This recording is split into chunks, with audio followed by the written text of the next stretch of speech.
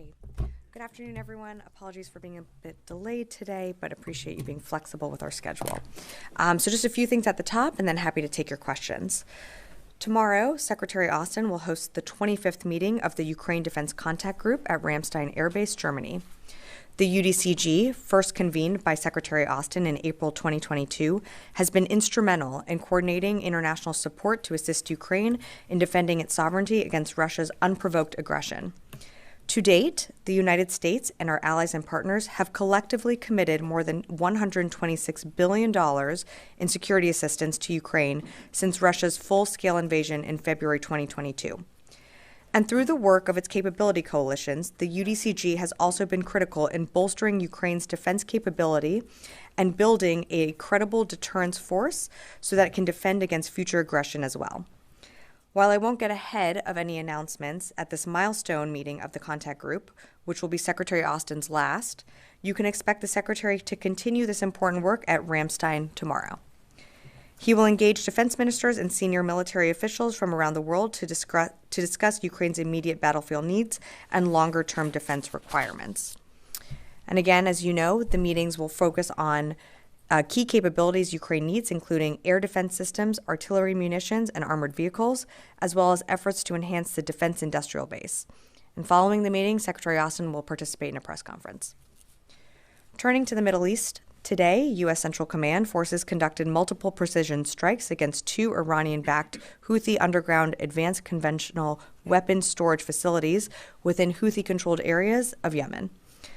The Houthis used these facilities to conduct attacks against U.S. Navy ships and merchant vessels in the southern Red Sea and Gulf of Aden.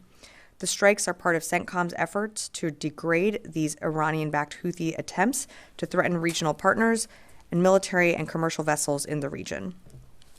Switching gears, on the transition, the department continues to execute a smooth and professional transition with daily interactions with the President-elect's Agency Review Team, or ART. As of 8 a.m. today, ART members have participated in 106 meetings with DoD officials, and the Transition Task Force has responded to 81 requests for information, or RFIs, from the ART. And last, as you probably just saw, the President, Governor Newsom, and others received a briefing on the devastating wildfires in Southern California, which the department continues to monitor. At the President's direction, the Department of Defense will provide additional firefighting personnel and capabilities. The federal government is working closely with the National Guard, which is deployed under the Governor's State of Emergency Declaration. The California National Guard is adding 2 modular air firefighting system units, and 2 more are being readied by the Nevada National Guard. The Department of Defense has 4 additional MAFs that could be used if needed. Additionally, the department is sending 10 Navy helicopters with water delivery buckets to immediately assist with aerial suppression. And with that, I'd be happy to take your questions. Lita. Hi, Sabrina. Thank you. Just on Ukraine, the latest amount is not clearly the entirety of what is left. How concerned is the administration that you are leaving a pretty substantial amount of money not delivered to Ukraine in terms of weapons, several $1 billion? And do you think that those weapons will eventually get to Ukraine, and is there a danger of a lag? Sure. So on Ukraine, as you mentioned, there will be a few $1 billion in authority left for the incoming administration to decide what they decide to do with that remaining authority. And what I would say is, on the question of are we concerned, Ukraine has bipartisan support within Congress, and it is because of our efforts that Ukraine continues to be successful on the battlefield. And you know this, back in February 2022, when Russia invaded Ukraine, many pundits thought that Ukraine would fall immediately. And it is because of this administration's way forward and the commitment of the Ukrainians and their courage and fighting on the battlefield that they continue to survive. But they do that with the support of the United States and other allied countries and coalitions through the Ukraine Defense Contact Group. And I think it's pretty clear that the Ukraine Defense Contact Group is it's more than just a common understanding, it's a common cause. And so it's really up to the incoming administration to decide what they decide to do with the remaining authority that's left. But of course, we hope that, in some way, the Ukraine Defense Contact Group continues on. But certainly support for Ukraine remains strong within Congress. And I'm sorry, you had a second question on Ukraine. Oh, no, I have a follow-up. Okay. Just on the assistance to California. Yep. 4 additional, you said, 10 Navy helicopters. That's active duty, correct? It would be through the California National Guard the department is feeding into the California National Guard's request. So right now it is all through state authorities. So these 10 Navy helicopters are what then? Isn't that those aren't active duty? So we are standing by to send 10 Navy helicopters with water delivery buckets. I don't have the authorities on which they will be provided under, so I am happy to get back to you on that. I'm not asking for authority. I'm asking, is that active duty Navy that's going to be flying those planes? That would be my understanding. That's my understanding, yeah. Do you know how many personnel that involves don't. or anything? Do you have any other details? And is that the only active duty military You know what, actually, involved? I'm sorry, can I take the question on if that's active duty? I just don't want to misspeak, and I want to make sure that I get you the right information. Any clarity on active duty troops involved in this would be helpful. Yep, let me get back to you on the active duty component But piece. these are federal assets. that These would be you've federal given. assets, Okay. correct, yes. Okay. And then Jen, yep. Okay, can I follow up? So it seems like a slightly anemic amount of federal assets being provided to the largest fire in California history with the commander-in-chief out there. Why not flood the zone, if you will, with more assets? Well, Jen, it's a matter of also can those assets get in the air? And right now, I mean, Cal Fire has some of the best capabilities and equipment to fight fires in California. We can surge assets, and the president has directed this department to bolster whatever California needs. But we have to work with California. And right now, we can't even get assets up in the air because the fires are so bad and because the winds are so bad. So until we can do that, I mean, you're seeing the footage on the ground. I know you're covering it as well. Until we can get more assets in the air, there's only so much we can provide. So we're going to be standing by to support in every single way that we can. And of course, you saw the president has directed the Department of Defense to feed into what California needs. But there's safety protocols that have to be followed, and until we can get additional air support in the air, we're standing by ready to support California with what it needs. Okay.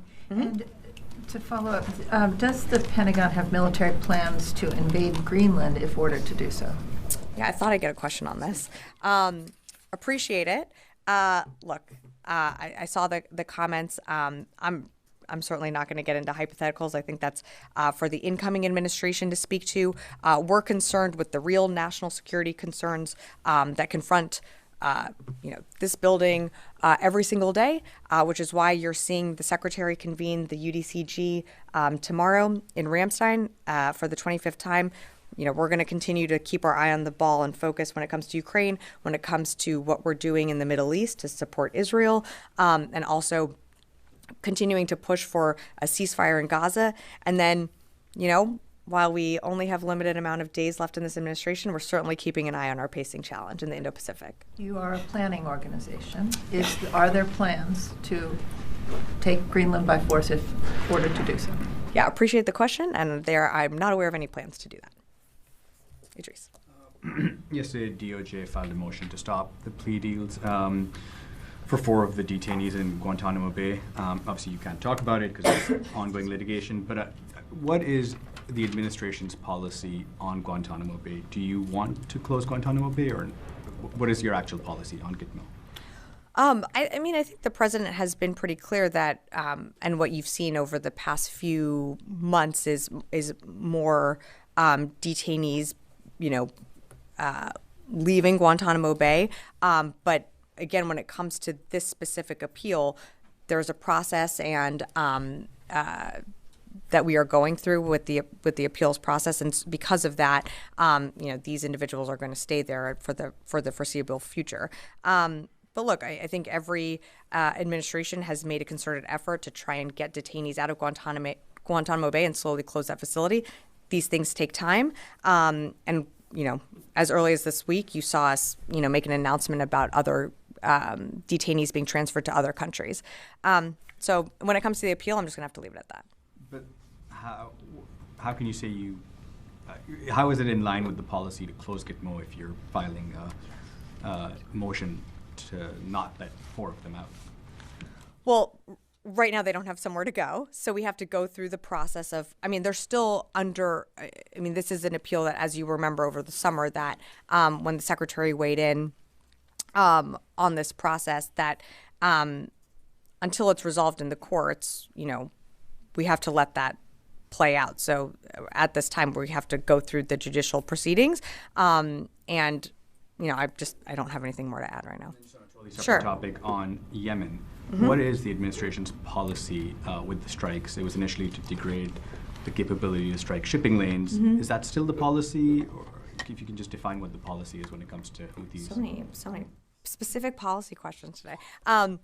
Sure. So when it comes to the Houthis, nothing's changed about Operation Prosperity Guardian. That still remains intact and is there to continue to degrade Houthi capabilities, but also to protect commercial shipping and our ships and other allied ships and coalition ships that go through the Red Sea and the BAM.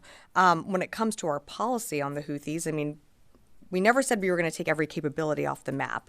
What we did say is we're going to continue to work to degrade capabilities and to ensure upholding the international rules-based order and the free flow of commerce through that region. So we continue to be successful in our strikes. Again, we're not going to be able to take off the map every single capability, but every single time that we conduct a dynamic strike or do the strikes that you saw CENTCOM announce earlier this morning, that further degrades their capabilities and takes things off the map that they can use against commercial ships or our own Navy ships. Did that help? Sorry, okay, Janie. Thank you, Sabrina. 2 questions on North Korea and Ukraine. The first question, 3 days ago, North Korea launched a new hypersonic medium-range ballistic missile into the East Coast. And Kim Jong-un stated that it could effectively penetrate any defense barrier and inflict a serious military blow on the enemy, and specified Guam, a U.S. territory, as the target in case of contingency. What is the Pentagon's reaction on that? So we're aware of North Korea's launch of a ballistic missile, and as always, we conduct closely with our allies in the region. We condemn these actions and, would continue to urge the DPRK from further unlawful and destabilizing acts. We've seen this type of behavior before, and while we don't assess that it presents a threat to U.S. forces, we're going to continue to monitor the situation. Is this a violation of UN Security Council also? Yeah, Janie, I think you've heard us say that previously many times before. Again, it's something that we've seen the DPRK conduct in the past. We take this seriously, and we're going to continue to consult with our allies in the region. On Ukraine, Ukrainian President Zelensky said the U.S. could negotiate an end to the war with Russia, only if security guarantees were made for Ukraine. How would you respond to this? Janie, I'm going to let President Zelensky's words speak for themselves. He is ultimately the one that is going to have to decide, how this war comes to a conclusion. That's not for us to dictate, and that's not for us to dictate those terms. What we are doing as the United States and as the Department of Defense is what the Secretary has done since April 2022, which is convene the UDCG and bring together partners and different coalitions to help Ukraine with what it needs, both in the short term and the long term in its battlefield requirements. So that's what you're going to see convene tomorrow. I'll leave it at that. Mike. Are these Navy assets, the helicopters, are Yeah. they coming from San Diego or the other, Navy, the big Navy bases, or other big Navy bases in California? I don't have more information on where they're coming from just yet. Okay. Constantine? Thanks. So over the past 30 days or so, CENTCOM has announced a series of strikes against ISIS. Some of them have been seem to be larger than kind of the usual battle rhythm. Is that an indication that the organization that ISIS is either reconstituting itself or is posing a greater threat than usual to the U.S.?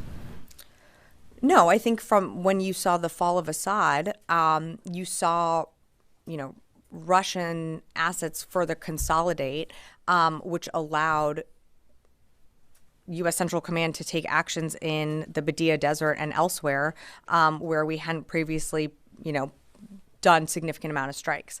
I wouldn't read into the fact that ISIS is reconstituting in any way. That's exactly why we are in Syria and Iraq, to prevent that from happening, to prevent them from becoming, the strength that we saw a decade ago. And that's why the mission there is so important.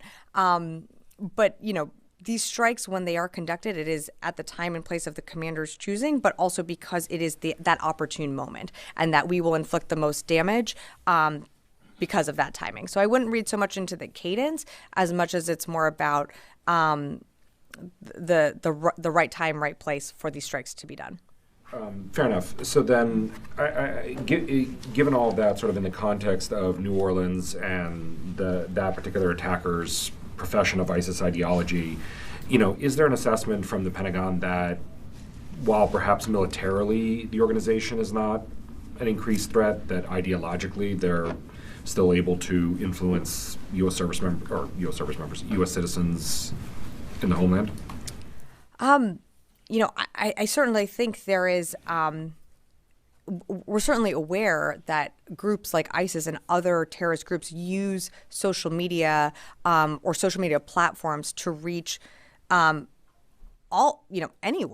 And that's something that is incredibly concerning, but that's not something that just this department deals with. That's an interagency effort, including with Homeland Security.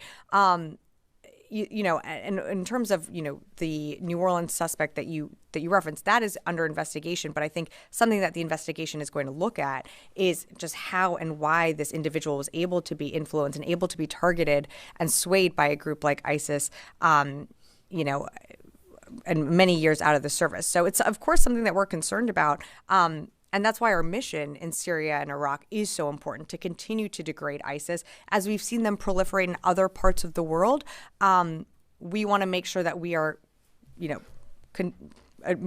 addressing that head on. And that's why we are where we are in both of those places. Yes. 2 days ago, Ukrainian president mentioned that about number of the casualty North Korean soldiers, about 3,800. So do you have any update of number of casualty North Korean soldiers and any battlefield situation in North Korea? Excuse me, sorry. The question was on North Korean soldiers and casualties. Nothing has changed from our assessment, which I think we gave a few weeks ago, or maybe last week, kind of losing track of time. Approximately 1,000 DPRK casualties. That's a mix of killed in action and wounded in action. Again, I don't have more than what we've previously provided. Yeah, thanks. Does the U.S. currently provide YPG with new ammunition and weapons in Syria? There are some news reports are stating some delivery landed in Haseke, Rojava. If so, what is the current capacity of the supply? Yeah, I don't have anything on those reports. Again, I think you know that our partnership is with the SDF. We work with them when it comes to continuing to further degrade ISIS's capabilities in the region, whether that be partnered raids or the unilateral strikes that you've seen Central Command conduct over the past decade and most recently in the past few weeks. Tony. And how does this help the transition with Turks and the administration in Damascus currently supplying them with weapons? Okay, so again, the work that we do in Syria is a partnership with the SDF. So I think it's important to remember that the whole reason why we are in Syria is to continue that enduring mission to defeat ISIS. That is a partnership with the SDF. Whether it be in partnered raids or, in strikes, our entire mission in Syria is to ensure the continuing defeat of ISIS. Tony. A couple PDA follow-ups. Sure. Exclusive of what's going to be released tomorrow, this massive, substantial PDA, how much has been obligated to date, or how much has been drawn on to date of the 72 PDAs so far, roughly?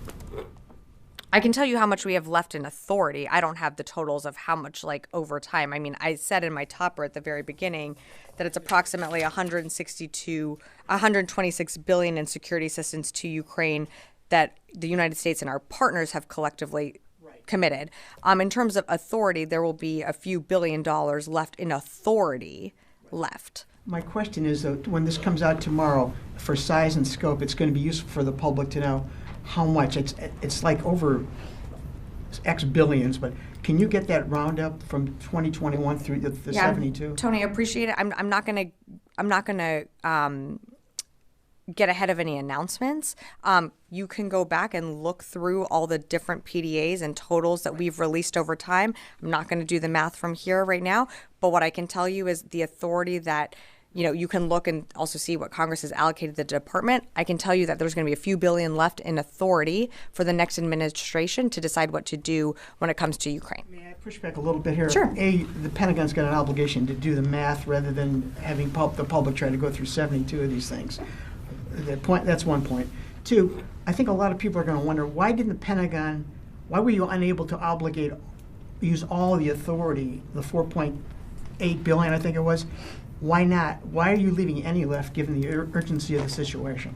Well, you might remember earlier last year, we had a gap in funding that we were not able to restock our own shelves and our own supplies. So when we weren't able to do that and we were operating under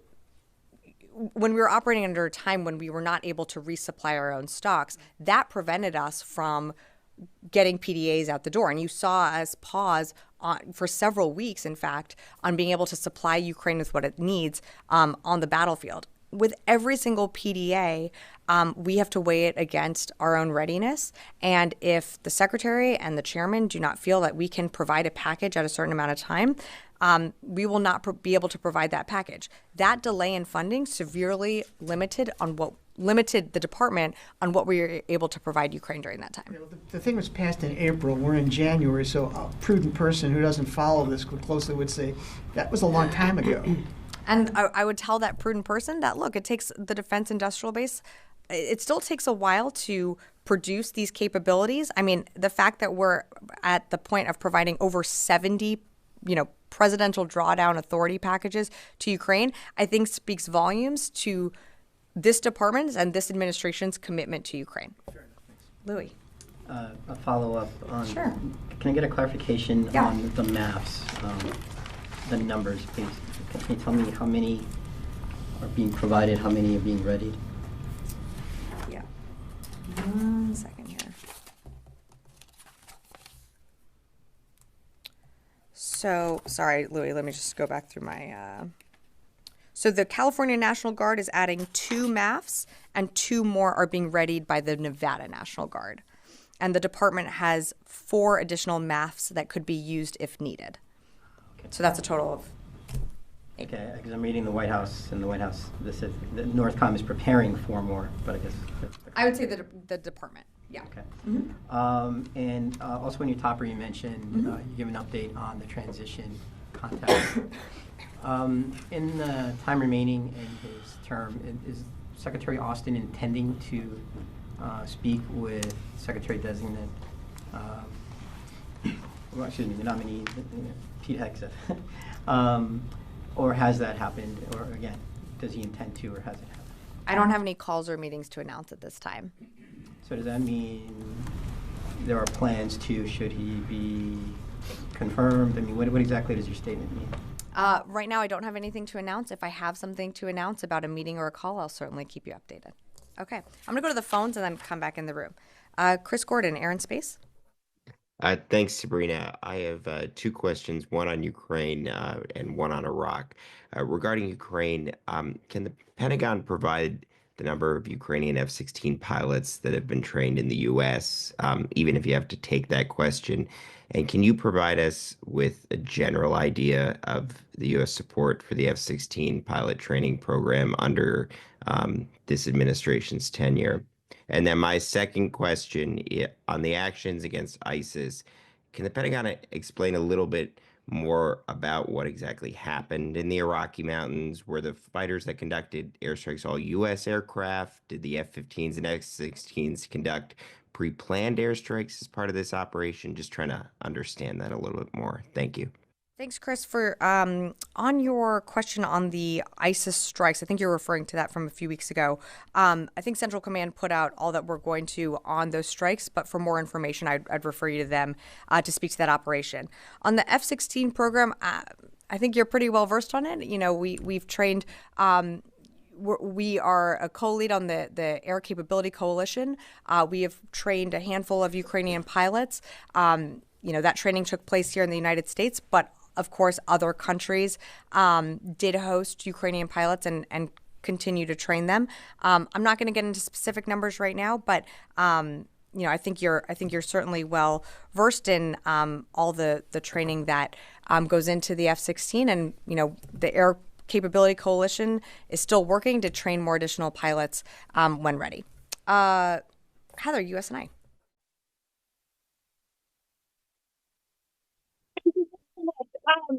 The Houthi announced on January 6th that they attacked the Harry S. Truman carrier strike group, preventing them from attacking sites in Yemen. Can you confirm whether or not the strike group did receive any attacks or targets by the Houthis, and whether or not that did in fact prevent anything? And then in terms of Central Command's policies on announcing when ships have been attacked, is there a specific policy for when they will alert the United States public about any attacks on our ships? Heather, apologies. You came in a little muffled, so I think I got a little bit of your question. So I think you asked about an attack on the Harry S. Truman, or maybe that if the Harry S. Truman was hit, the ship was not hit. You know, our destroyers and the carrier strike group, whenever there is something launched from, you know, the Houthi-controlled areas in Yemen, they will shoot that down in defense of our ships or other commercial vessels transiting the Red Sea or the BAM. But I'm not aware of any attacks on U.S. personnel or ships recently. In terms of, you know, policies on attacks, you know, I think CENTCOM tries to put that out as frequently as possible, but I'd refer you to CENTCOM to speak more to that. Jeff Schogel, Task and Purpose. Thank you. Just wanted to clarify the 4 MAFs and the 10 helicopters. Is it accurate to say they are going to California or they could go? And I was hoping you could clarify your statement about how nothing can get in the air. Aren't there areas outside of Los Angeles where the U.S. military could put assets in the air to help with the fire? Thank you. Jeff, you know, for more on where assets can fly, I think California would be better to speak to that. My understanding is the wind conditions are so bad that even to put out the fires right now, you cannot get aircraft or helicopters in the air where those fires are concentrated. Of course, there are other areas in California where you can fly. Again, I'm not a fire expert. I would refer you to the state of California to speak more to that. In terms of the helicopters, the department is sending 10 Navy helicopters with water delivery buckets to assist with aerial suppression. And the MAFs, the department has 4 additional MAFs that could be used if needed. With that, coming back in the room, yeah. Thank you, Sabrina. Back to Syria. Local media shows that there is increasing U.S. forces activity in northern Syria and parts of north of Iraq, claiming that these forces are moving into Syria. And there are some reports that specific units went into Ain al-Arab or Kobani, which has nothing to do with ISIS. There is no ISIS threat that we know of at that specific area. Can you give us any information on this, or can you approve these reports? Yeah, I think what you're referring to is some reporting out there that that the United States is somehow setting up a permanent structure, a basing facility in Kobani, and that is just not accurate. The SDF has been operating in that region, but I don't have anything to read out on U.S. forces setting anything up permanently in the northern part of Syria. As you know, our footprint within Syria and the de-ISIS mission is in that eastern part of the country. So pre-inauguration, there is no any change in the posture of the U.S. forces? Nothing has changed in terms of our posture or our mission when it comes to Syria. Yeah. Thank you, Sabrina. So as previously reported, there are now around 2,000 U.S. troops in Syria. Do they have any role, like separate defeating ISIS? Do they have another role?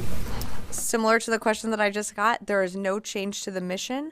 The mission continues to be the focus on ensuring the defeat of ISIS. That's why we have our troops there on the ground. That is their sole mission. And one more. Turkish drones today bombed a mass gathering of civilians in near Adam in Kobani.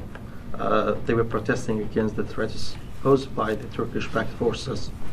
Is this department engaging with Turkish counterparts on this? I don't have anything for you on that. I haven't seen those reports. Yeah. Last question. Back to Charlie. Sorry. I'm so sorry. Charlie just got very upset that I was going to say last question, but he's sitting in the back. So please. Thank you. Yeah. Back to combating the wildfires. Yeah. There's a significant number of Americans, most of them younger Americans, who think that DoD's sole mission in life is to drop bombs, fire missiles, and shoot at the enemy at faraway lands overseas. But in reality, the humanitarian aid disaster relief mission is a significant part of DoD's mission. Could you please speak to that, the level of commitment DoD has to helping out people overseas or abroad or domestically when called upon, and why is it important for Americans to understand that level of commitment? I mean, you certainly just outlined it. Do you want to come up here? Look, I think there is, of course, the perception about the department, about some of when you see the imagery of some of the systems and capabilities that we have in our stocks, that immediately invokes some type of idea, but you're correct. The department does provide humanitarian support, not just for folks here at home, but all around the world. Middle of last year, the department was involved in a humanitarian mission to get aid into Gaza, to get life-saving food and medical supplies into Gaza. We've been involved in missions when it comes to Haiti and in areas of the world where there have been horrific natural disasters such as flooding or hurricanes or earthquakes. And so, while of course the mission of the department will always be to defend our national security interests, of course there's a humanitarian aspect to that. And I think, I can continue to go on from here, but I would encourage you to speak to each of the services who have their own involvement and own humanitarian work that they do in their missions all around the world. And I think certainly, of course, as we think about what our folks are doing on the ground, whether it be, how we helped assist residents in North Carolina to, residents in Southern California. I think we do a lot of great work that, of course, doesn't always get covered all the time, but our service members do it very proudly. And with that, I will go to Charlie. Last question. Completely left field. Venezuelan authorities say that they've arrested a number of Americans, and among those Americans is a high-ranking military official. Confirm, deny, acknowledge? I've seen those reports. I can't confirm that. I'd refer you to the State Department for more on that. I just can't confirm that. Military aspect of it? I cannot confirm that right now. Okay. Additionally, in the past, I think 24 hours, I think CENTCOM put out a statement that a coalition partner was killed in the anti-ISIS mission. Do we know which coalition partner that might be? I don't have that in front of me. I would refer you to CENTCOM for more details on that. CENTCOM hasn't been very forthwith. I'd still refer you to CENTCOM. I'm sorry, I just don't have those details in front of me. Central Command should be able to provide more of that for you. Okay? Anything else? Can you rule out that it was an American? It was a coalition partner forces, so yes, I can rule out that it was not an American that was killed. All right, thanks everyone.